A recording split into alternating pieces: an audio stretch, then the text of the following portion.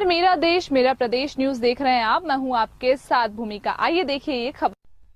हमारे बीच में मध्य प्रदेश शासन के कैबिनेट मंत्री माननीय राजवर्धन आज हम इनसे छोटी सी चर्चा करने जा रहे हैं। सबसे पहले माननीय को बहुत बहुत बधाई हो मंत्री साहब। सर, एक छोटी सी बात ये है कि आपको माना गया कि सरदार से जल काम है और एक हाथों एक बहुत अच्छा एक उद्योग क्षेत्र है, तो इसके बारे में आप क्या कहेंगे कि यहाँ पे कुछ बदलाव मिला है? ये भी बता पाऊंगी बदलाव होने के बदलाव क्या होगा। पुराना उद्योग क्षेत्र ऐसे कई क्षेत्र हैं पूरे में जी। प्रश्न ये है कि आज की तारीख निवेशक यहाँ क्यों आए, ऐसा क्या हम उनको दे पाएंगे जो उनको बाकी देश में नहीं है। आज सुविधाओं की निवेशक अपना पैसा लगाता है, बेहतरीन सुविधाएं चाहता है, तो हमें ये सुनिश्चित करना पड़ेगा कि उनकी क्या आवश्यकता है और कौन से क्षेत्र में क्या विशेषता है।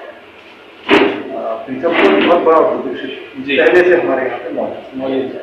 अब आदमी प्रीतमपुर छोड़ के हाथों क्यों आएगा, तो ये तुलनात्मक होता है। तो आप जहाँ उसको फैसिलिटी दो, हमें ये देखना पड़ेगा कि हाथों क्या सोच के बनाया गया, किन परिस्थितियों में बनाया गया। तमाम चीज़ों को स्टडी करने हम प्रयास करें कि जहाँ जहाँ पुराने उद्योग क्षेत्र पहले से बने क्या व्यवस्था है और क्या अवस्था है। और पिछली सरकार करीब 1200 करोड़ का इंसेंटिव पेंडिंग छोड़ जो उद्योग की कमिटमेंट्स थी उन्होंने पूरी, और जब पुराने कमिटमेंट्स और इंसेंटिव का उद्योग को नहीं हुए तो आपके शासन के 7 का पहले तो उन्हें पुराने कमिटमेंट्स पूरे करने के पश्चात में डिपार्टमेंट की इस बात को समझना और सुनिश्चित करना कहाँ कहाँ किस सोच विचार के आधार से ये स्थापना की गई और आज की परिस्थिति में कौन कौन निवेशक हमारे घर में आना चाहते हैं और कहाँ कहाँ उनको अनुकूलता से निवेश करवा सकते हैं। क्योंकि हम अगर किसी निवेशक को बातें करें या यहाँ लगाइए वहाँ लगाइए तो वो नहीं है, तो उसके पास चॉइस है।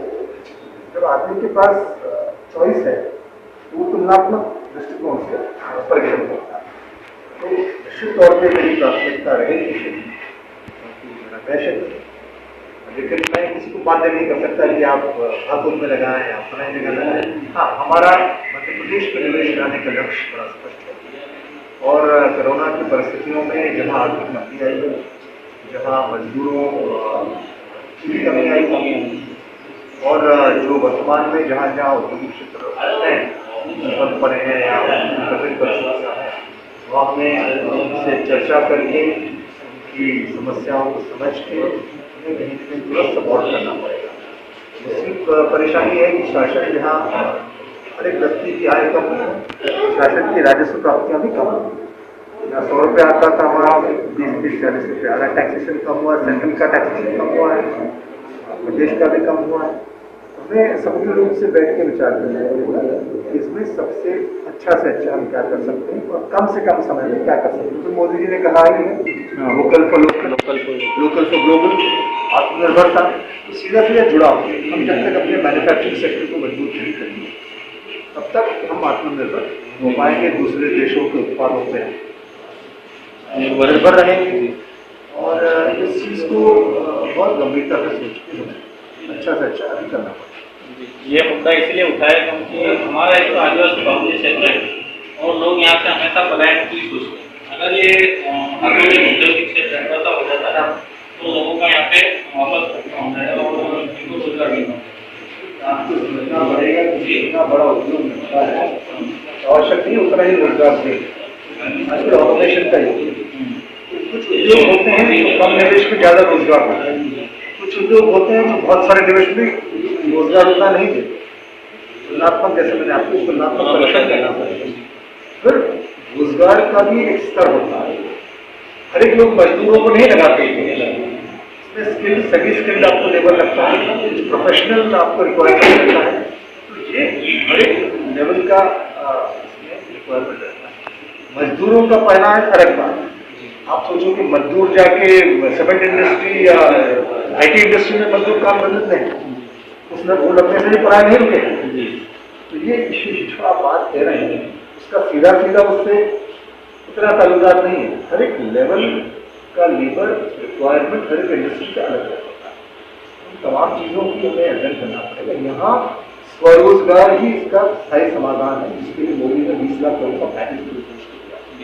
यहाँ हम फाइनेंशियल इंस्टीट्यूशन से उनको बैकअप करके लोन दिला रहे हैं। आपको रोजगार छोटे जो कृषि उद्योग वर्ग को काम सपोर्ट कर रहे हैं। सबसे पहले आप सेल्फ सस्टेनेंस आवश्यक है कि वो आगे कम से कम इतना कर दे कि वो आज के ऊपर आए। तो हाँ, निश्चित तौर पर आपकी चिंता हमारी चिंता भी हम प्रयास करिए बनाए कम से कम, चाहे उसमें इसमें MSME आए जो उद्योग जो मेरा डिपार्टमेंट है उसमें 50 करोड़ से ऊपर उसकी सीमा है। तो इसमें हमें स्मॉल स्केल सेक्टर को इन्वॉल्व करना पड़ेगा, कॉटन इंडस्ट्री को इन्वॉल्व करना पड़ेगा, AKVN और हरी उद्योग भी इन्वॉल्व होगा। हम विभिन्न विभागों से तालमेल करेंगे, जल्दी प्रयास करेंगे। लाइफ ऑर्गेनाइजेशन के द्वारा ये बनाया गया कि उस पक्षी को एक निश्चित समय सीमा में उसका एक वातावरण की अनुकूलता होती है, उसकी ब्रीडिंग होती है, बंदे होते हैं एंडेंजर्ड स्पीशीज और विलक्षण प्रजाति का पक्षी जो लुप्त हो जाएगा, तो इसके लिए बनाया गया था। किसानों की समस्या है कि रजिस्ट्री पर रोक लगा दी, जमीन का खरीद फरोख्त बंद हो गया। इसमें हमें कुछ परमिशन मिल गई है, बाकी हम प्रयास करें। किसी हाईवे का काम रुक गया था, अब इसमें भी हमने NOC ली है। तो केंद्रीय मंत्रालय से ये बात हुई है कि पक्षी का जो इसका अनुकूल वातावरण है उसको डिस्टर्ब भी हम ना हो, और साथ ही साथ मानव जीवन भी प्रभावित नहीं हो। तो दोनों को ध्यान में रखते हुए उसके नियमों में कुछ उदारीकरण करके परमिशन दी जाए। और अब प्रारंभ हो गया, आने वाले समय में समस्या खत्म हो जाएगी। सर एक मुद्दा अभी जो राजन की मिसाल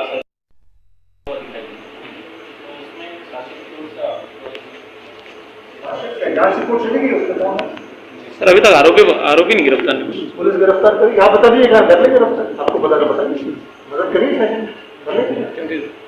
ये कहना कि अरे वो नहीं हुआ है, तो अरे वो नहीं हुआ है तो पुलिस अपना काम करेगी और संपत्ति कुर्कों की खिलाफ कानून की प्रक्रिया है। वो नियम मेरे लिए भी है, आपके लिए भी। आप लेके भाग जाओ, आपको पकड़ लेंगे, ये पकड़ा होगा संपत्ति बेच लेंगे, मैं लेके भाग जाऊंगा तो मेरी संपत्ति नीलाम हो जाएगी, कुर्क हो जाएगी। नियम हर चीज का बना हुआ है, कानून अपना काम करेगा। या तो वो पैसा भरेंगे, नहीं भरेंगे तो उसमें कार्रवाई। इसमें ऐसा थोड़ी कि मेरे कहने से कार्रवाई नहीं हो, मैं नहीं भी मंत्री होता तो भी कार्रवाई होती है, तो भी कार्रवाई होगी, कोई और बनेगा तो भी कार्रवाई होगी। कानून तो सबके लिए सेम, सरकार आती जाती रहती है, कानून थोड़ी बदलता है, देश का संविधान थोड़ी बदलता है। न्याय संगत कार्रवाई होगी तो आदमी कोर्ट में चला जाएगा, हो जाएगा, कोर्ट आदेश कर देगा, सरकार नहीं करती, कोर्ट काम करेगा। तो जांच रिपोर्ट चली गई है, उस पर पुलिस ने अपना काम कर दिया है और एक समय सीमा में कार्रवाई हो। अगर आरोपी नहीं आएंगे और जमानत नहीं लेंगे तो चस्पा होगा, संपत्ति फुट होगी, उससे पैसा वसूल के जनता हो जाएगा। बदलाव जीत को लेकर कितना अस्वस्थ है तो बदलाव होता है सर आपके हिसाब से? सर वहाँ का चुनाव बदलाव लड़ेगा, हार जीत तो राजनीति का एक हिस्सा है। अगर मैंने अच्छा काम किया तो अच्छा, बुरा कैसे चिंता उनका की क्या बात है? नहीं सर, वैसा माना जाता है कि कांग्रेस के जो लगभग सारे विधायक में सबसे ऊपर एक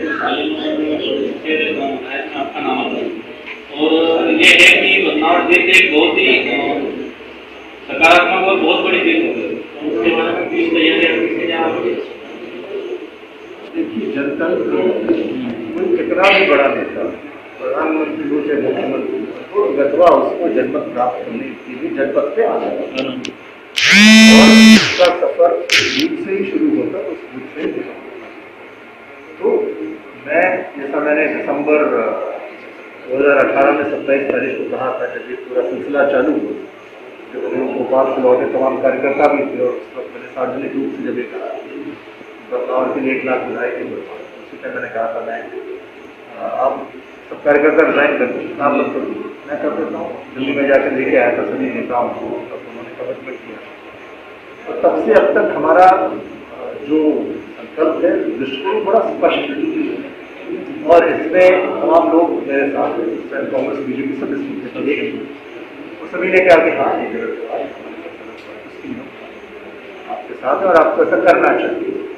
और वो मैंने सब 10,000 लोगों के सामने कहा, उसकी रिकॉर्डिंग भी आज भी मौजूद है आपने जी। और तब से अब तक जो हुआ पता है, किसने क्या कहा, क्या किया, कैसे किया। कोई व्यक्ति मेरे बारे में कितना ही भला बुरा कहे, मेरा जीवन बड़ा खुला है और मैं अपना काम पूरी ईमानदारी से करता हूँ। मेरे ख्याल से जो लोग मेरे साथ हैं, जो लोग मुझे जानते पहचानते हैं, वो इस बात से परिचित है कि उद्देश्य क्या है, लक्ष्य क्या है, और लक्ष्य प्राप्ति के लिए हम सब संकल्पित भी हैं और एक भी।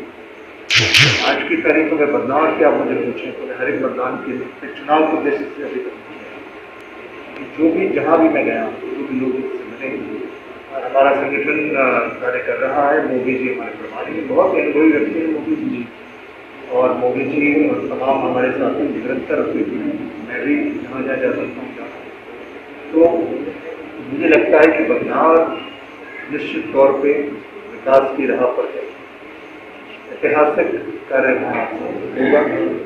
और जैसा कि विजयवर्गीय जी कह गए थे कि भव्योदय बदलाव का होने वाला है, तकलीफ तस्वीर करने वाली है, मुख्यमंत्री कुछ दिनों में पधारेंगे और मुझे विश्वास है कि जनमत संग्रह जो विकास के पक्ष में प्रगति के साथ रहे और हम सब मिलकर अच्छा कार्य करेंगे, क्योंकि ये अवसर ईश्वर किसी क्षेत्र में कम देता है जी।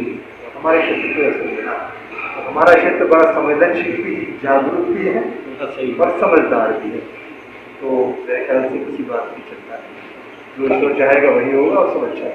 कांग्रेस के विधायकों का सर अभी भी 2 बीजेपी में आना जारी है, कांग्रेस के विधायकों का अभी भी बीजेपी में आना जारी है। आना जाना तो देखिए, अब ये मेरा घर है जी, मेरे खिड़की दरवाजे सब खुले हैं जी, कोई भी आ सकता है और कोई भी मुझसे मिल सकता है। इसी प्रकार से स्वतंत्र भारत में अभिव्यक्ति की आज़ादी भी है और आपको अपने निर्णय लेने की भी आज़ादी। हाँ, अभिव्यक्ति की आज़ादी का मतलब ये नहीं है कि आपके किसी कृत्य से कोई और आहत हो या आप कोई ऐसा कृत्य करें जिससे राष्ट्र निर्माण में खलल पहुंचे या हमारे देश की नींव कमजोर करे, क्योंकि पार्टी से बड़ा राष्ट्र है और राष्ट्र सर्वोच्च है।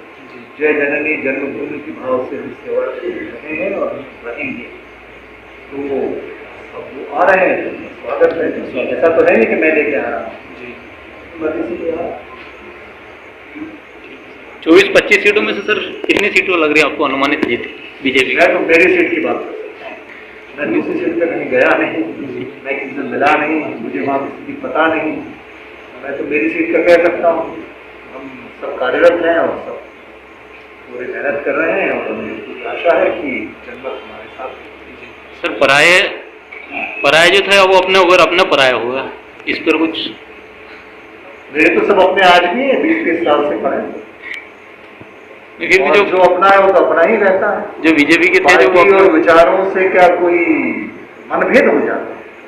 ये बैठे वेद सिंह जी, ये मेरे परिवार से सबसे पहला और सबसे जुड़ा मेरे पिताजी से। भाजपा का विधायक था तब भी आता था और नहीं था तब भी आता है। ये ओमगढ़ जी विराजमान है, ये मेरे पिताजी के साथ गांव गली गली जंगल घूमे, आज इनके पैर काम निकले। ये हमारे प्रधानमंत्री की ट्रस्टी, ये हमारे व्यापारी प्रतिनिधि रहे कांग्रेस की, आज विराजमान है। तमाम एक आदमी का नाम मैं गाँव से गिना सकता हूँ। तो ये जो आप कह रहे हैं इतना पराया, ये बंद से होता है।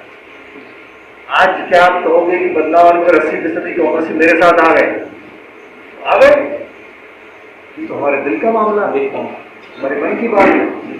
तो मैंने किसी को पराया नहीं किया, मैंने एक बात की लड़ाई लड़ी और मैं उस पर अडिग हूँ। मेरे पिताजी ने बात की बात लड़े, हम उस पर अडिग।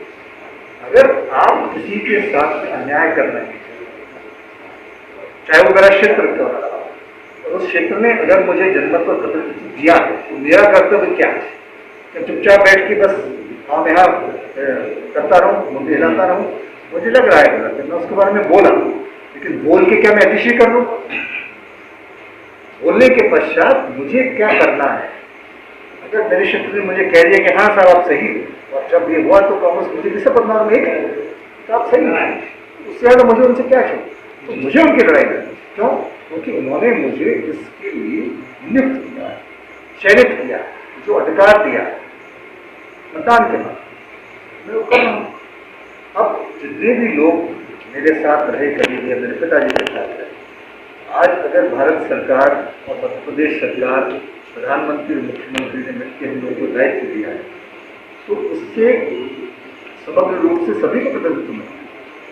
अब क्या ऐसा होगा कि मैं सिर्फ बदनावर से यहाँ तक आया, जहाँ जहाँ जो भी समस्या आएगी सब मैं निराकरण करूँगा।